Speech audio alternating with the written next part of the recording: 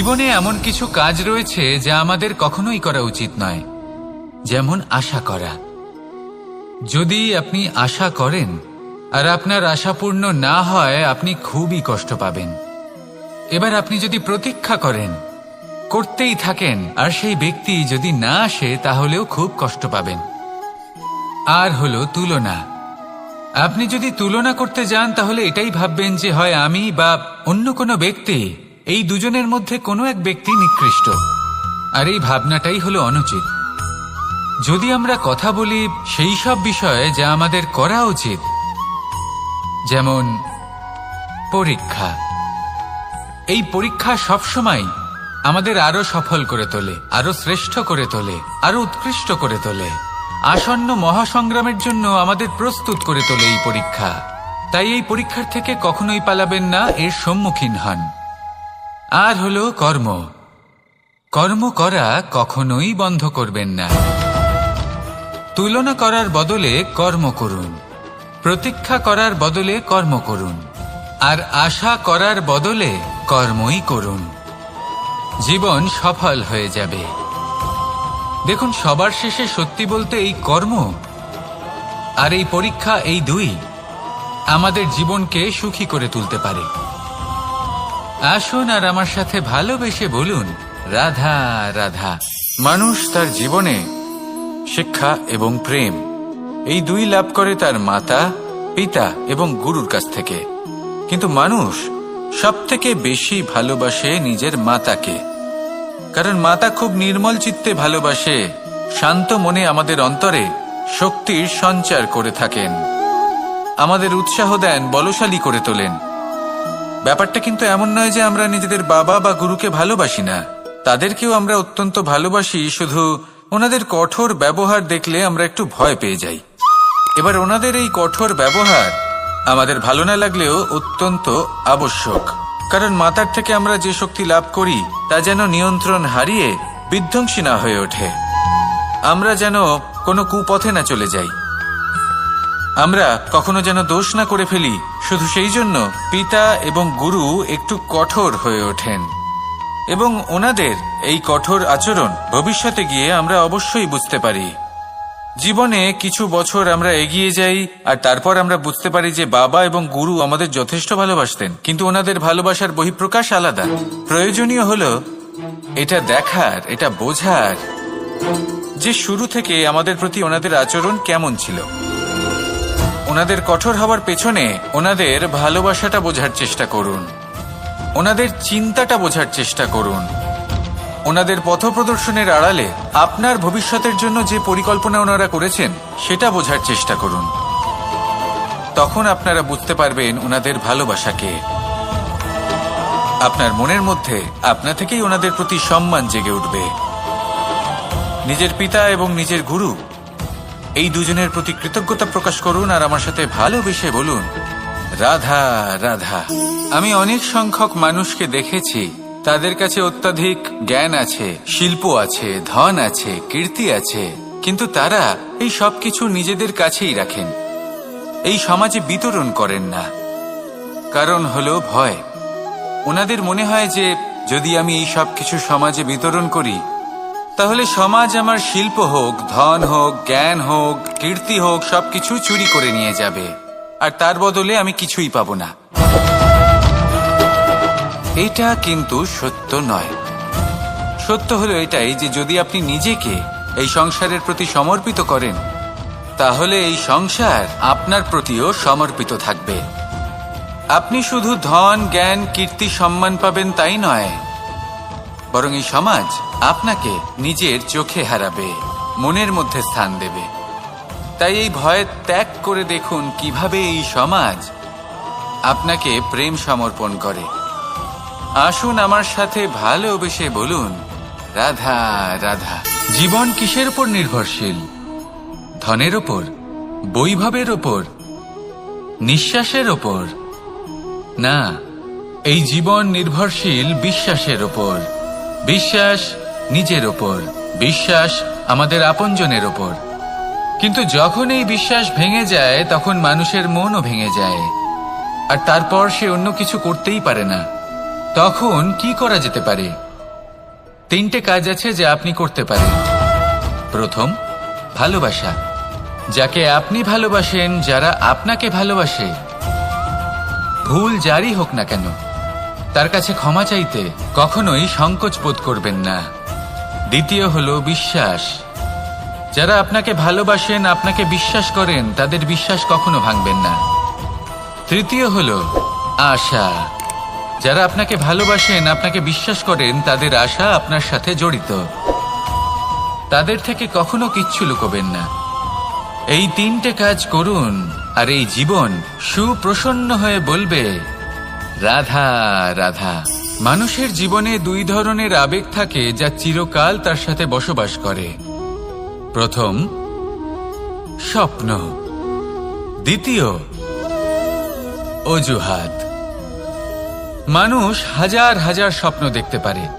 আমাকে এই কাজ করতে হবে, আমাকে ওখানে ঘুরতে যেতে হবে, আমার জীবনে এই অসম্ভব কাজ বাস্তবায়িত করে দেখাতে হবে, আদি ইত্যাদি। এবার ঠিক যেমন স্বপ্ন দেখেন, সেইভাবে অজুহাতও খুঁজে নিয়ে আসেন।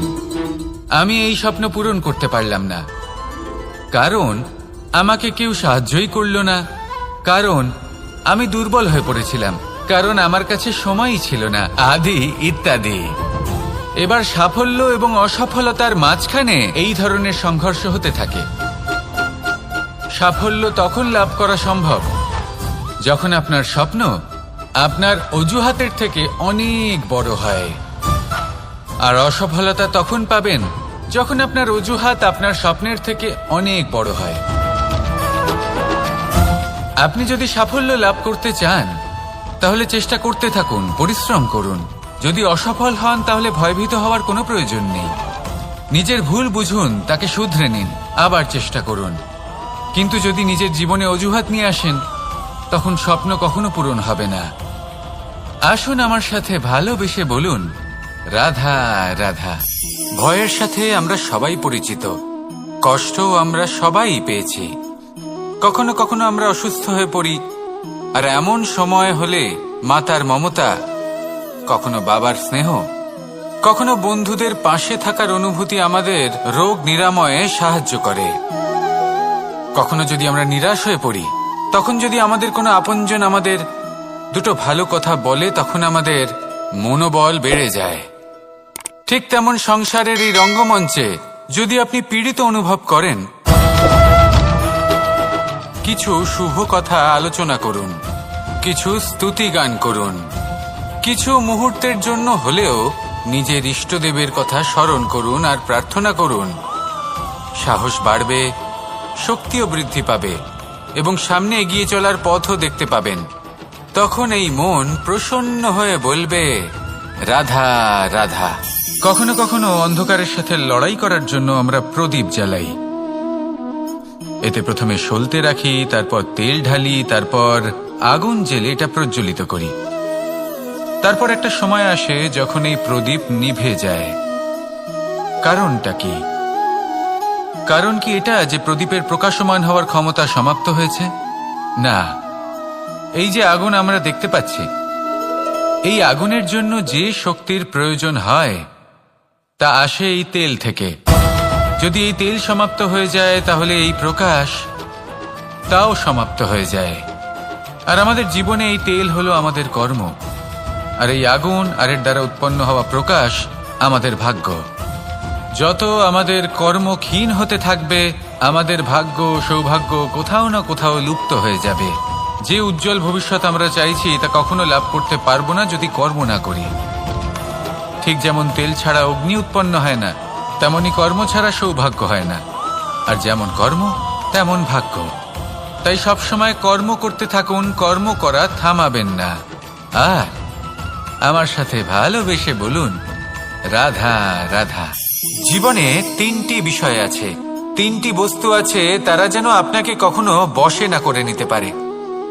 প্রথম হলো ধন। ধন যতক্ষণ আপনি ব্যবহার করতে থাকেন, যতক্ষণ তা আপনার কাজে আসছে, ততক্ষণ ঠিক আছে, এই ধন আপনার কাছে অমৃত। কিন্তু যখন এই ধন আপনাকে ব্যবহার করতে শুরু করে, বুঝে যাবেন যে আপনার পতনের সময় শুরু হয়েছে। দ্বিতীয় বিষয়, ফেলে আসা অতীত। যাই করুন, আপনি অতীত পাল্টাতে পারবেন না। আর এই সত্যিটা আপনিও জানেন, কিন্তু তাও এর বশবর্তী আমরা হয়ে পড়ি। আর যখন তাই হয়, তখন এই সংসারে আমরা যেখানেই যাই না কেন, যত বড়ই সুখ লাভ করি না কেন, সেই সব আমাদের কাছে তিক্ত বলে মনে হয়। তৃতীয় বিষয়, আপনার আশেপাশের মানুষ ভিন্ন ভিন্ন ধরনের মানুষ হয়, যাদের চিন্তা ভাবনা এবং দৃষ্টিভঙ্গি ভিন্ন ভিন্ন প্রকারের। যদি এদের বশবর্তী আপনি হয়ে পড়েন, তাহলে কেউ বলবে এটা করো, এটা ভালো, কেউ বলবে এটা করো না, ওটা করো, ওটা ভালো কাজ, কেউ বলবে এই দুটোই করো না, অন্য কিছু করো। এই কথাগুলিতে আপনি এতটাই জড়িয়ে পড়বেন যে আপনি লক্ষ্যভ্রষ্ট হয়ে পড়বেন। তাই এই 3 বিষয় থেকে সাবধানে থাকবেন। যদি কোনো কিছু বশ করতে হয়, তাহলে আপনাকে বশ করতে হবে আপনার আজকে, নিজের বর্তমানকে। এটা খুব প্রয়োজনীয়। এটা ভাববেন যে এই সময়ের সদ্ব্যবহার আমি কিভাবে করব, সময়কে শাসন কিভাবে করব, ওই কর্ম কিভাবে করব যাতে ভবিষ্যতে কখনো আমার আফসোস না হয়, বরং এই সংসার আমাকে নিয়ে গর্ব করবে, সেই কর্ম করুন। আর যখন আপনি এটা শিখে নেবেন, তখন আপনি নিজেই নিজেকে প্রকৃত অর্থে ভাগ্যশালী করে তুলবেন। আসুন আমার সাথে ভালোবেসে বলুন, রাধা রাধা। অনেক সময় আমরা কারোর নীরবতাকে তার দুর্বলতা ভেবে বসি। হতেই পারে সেই ব্যক্তি উত্তর দিতে চাইছেন না, হতে পারে অন্য কোনো কারণ আছে যা আমরা বুঝতেই পারছি না। সেই জন্য তাকে দুর্বল ভেবে নেওয়া অনুচিত। দেখতে গেলে এই বিশাল সমুদ্র এও কিন্তু নীরব, শান্ত হয়। কিন্তু যখন সে রুদ্র মূর্তি ধারণ করে, তখন কি হয়? সমগ্র সংসারকে বিনাশের পথে নিয়ে যায় এই সমুদ্র, প্রলয় সৃষ্টি করে। সেই জন্য কারোর সহ্য শক্তিকে দুর্বলতা বলে মনে করবেন না, কারণ যদি এই নীরবতা নিজেকে ভেঙে বেরিয়ে আসে, তাহলে তা বিনাশের সমস্ত সীমা পার করে যেতে পারে। তাই এই নীরবতাকে সবসময় বুঝুন, সবসময় একে সম্মান করতে শিখুন, আর আমার সাথে ভালোবেসে বলুন, রাধা রাধা। কখনো কোনো চাতক পাখিকে দেখেছেন? কথায় আছে যে বছরে মাত্র একবার সে তার তৃষ্ণা মিটিয়ে থাকে, আর তাও আকাশে ভেসে থাকা মেঘের দ্বারা ঘটানো বৃষ্টির জলের ফোঁটা থেকে। আর কোথাও থেকে সে তার তৃষ্ণা পূরণ করে না। সারা বছর সে নিদারুণ গরম সহ্য করে, তীব্র শীতও সহ্য করে, শুধু এই আশা নিয়ে যে বছরে একবার অন্তত সেই মেঘের ঘন ঘটা হবে, বৃষ্টি হবে, আর সে তার তৃষ্ণা নিবারণ করবে। এটা আসলে কি? এটা আসলে বিশ্বাস। সেই বিশ্বাস যে বছরে একবার সেই মেঘ আসবে তৃষ্ণা নিবারণ করতে। যেমন দেখুন, একটা সূর্যমুখী ফুল সারা রাত অন্ধকারের সাথে যুদ্ধ করে, কারণ তার বিশ্বাস যে ভোরবেলায় সূর্য তাকে অবশ্যই দর্শন দেবেন। সেটাও বিশ্বাস ছিল যার উপর ভরসা করে মনু একটা নৌকা নিয়ে বেরিয়ে পড়েছিলেন এবং সমস্ত সৃষ্টিকে প্রলয়ের হাত থেকে বাঁচিয়েছিলেন।